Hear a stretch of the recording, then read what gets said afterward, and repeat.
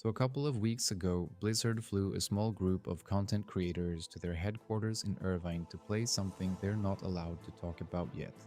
Zaryu, Sodapoppin, Esfand, Savix, and Guzu, all five are classic-focused streamers. None of them got there by being good at having a full-time job and 3 kids, and I don't want to be unfair to them because they've earned their audiences and they're great at what they do. But it's been bouncing around in my head for 2 weeks now. Blizzard is about to design what could be the most important version of World of Warcraft in 20 years, and the people they're testing it on play the game for 10 or 12 hours a day for a living. At least as long as it's the newest thing, then they jump to whatever the next hype is. That's not who plays this game anymore. That hasn't been who plays this game for a long time. At least in my opinion. So I wanted to make this video to say, out loud, before the announcement, before the marketing kicks in, before any of us have to react to whatever they show at BlizzCon.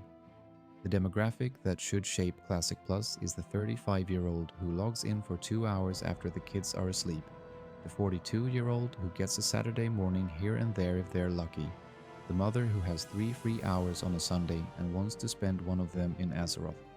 That's the audience, that's who's still here and will probably stay even when something else drops. Let me back up. I run this channel as a side project because I love this game and I love the scene around it, but my actual playtime is shockingly low compared to what it used to be. Maybe an hour a day on a good week, sometimes a longer stretch on a Sunday morning if my schedule cooperates. And when I look around at who's mostly viewing and commenting on my videos, the people I'm hearing from are people like me, not college students anymore, not streamers, just adults with limited time, and a lot of nostalgia for the game we used to be able to disappear into. This is the demographic that should be in Blizzard's playtest room. Not because we deserve it more than the streamers do, but because we're the people the game has to actually work for if it's going to survive. And here's what worries me. When you bring streamers into the design loop, you get a game designed for streamers, content that's optimized for 15-hour raid weeks, gear progression that assumes you can show up to every reset, a meta that gets solved in 48 hours by people with spreadsheets, and from that point on, the casual player is just trying to keep up with somebody else's optimization curve. The skill ceiling isn't the problem. The problem is when the game expects you to live in the spreadsheet just to enjoy the basic experience. You don't fix that by lowering the skill ceiling. You fix it by designing horizontally instead of vertically. Horizontal progression is one of those phrases that gets thrown around a lot, so let me say what I actually mean by it. It's the idea that getting stronger isn't the only axis of improvement. You can get broader instead by finishing achievements, leveling alts, chasing rare pets or mounts, or completing world content that doesn't reset every week. Things that take weeks of casual play and then they stay completed. They don't get invalidated by next month's patch. The reason this matters for working parents specifically is that horizontal content doesn't punish you for missing a week. If your kid gets sick or you have a work deadline or your partner needs you for something on the weekend, the game waits. The rare you've been hunting is still spawning. The progression isn't gated behind a reset cycle that assumes you're online Tuesday night at 8 p.m. Vertical progression doesn't wait. Vertical progression says this is the new raid, this is the new gear, last tier is invalidated, please show up on Tuesday or fall behind permanently. And that model genuinely works for streamers because their job is to show up on Tuesday at 8 p.m. That's the gig. But for a 38-year-old with 2 kids, a mortgage, and a life that doesn't pause on raid night, that model is the reason they stopped playing in the first place. Old school RuneScape figured this out years ago, by the way. The whole game is essentially horizontal at endgame. There's gear progression, but it caps out, and most of the genuine improvement comes from skill levels, quest completion, and personal achievements. It's wildly successful. It has, by all reports, an audience that skews exactly into the demographic I'm describing.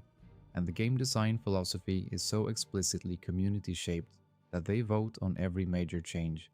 Classic Plus could do this. Whether it will is another question. Now, I want to be careful here because I don't want this to sound like an anti-skill manifesto. I'm not saying make the game easier, I'm not saying remove the raids or dumb down the encounters. The people who want to push high-level content should absolutely have content to push. World First rating should exist. PvP rankings should exist. Streamers should have something interesting to stream.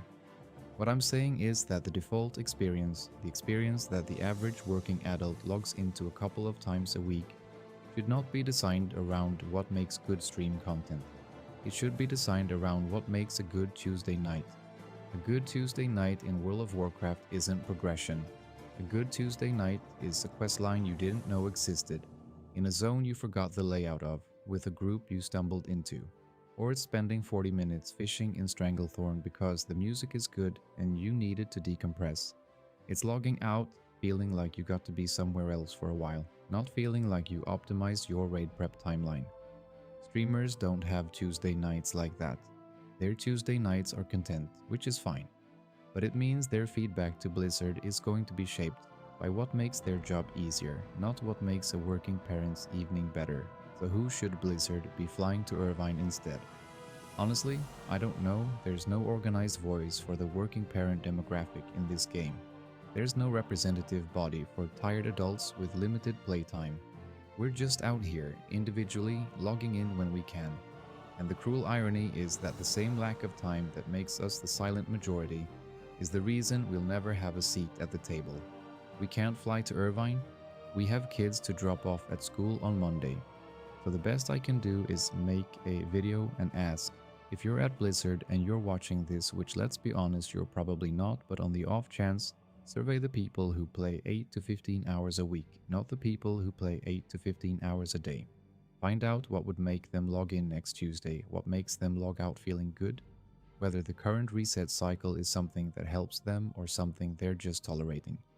The answers will be different from what the streamers tell you. And the version of Classic Plus that those answers produce is the version of Classic Plus that I think most people actually want. I'll say one more thing before I let you go. The private server scene has been quietly making the case for this for years. Chromicraft uses community-decided phases to slow progression and let casual players actually keep up with the curve. Nostrum just launched with phase level caps, so working parents can actually feel like they're at max level when the rest of the server is. Turtle WoW, before it ended, built 500,000 player communities around content that respected your time. The model exists in some form on every successful private server, just with different implementations. It works. It's been proven repeatedly on tiny budgets by passionate volunteer teams. Blizzard has more resources than any of these projects combined.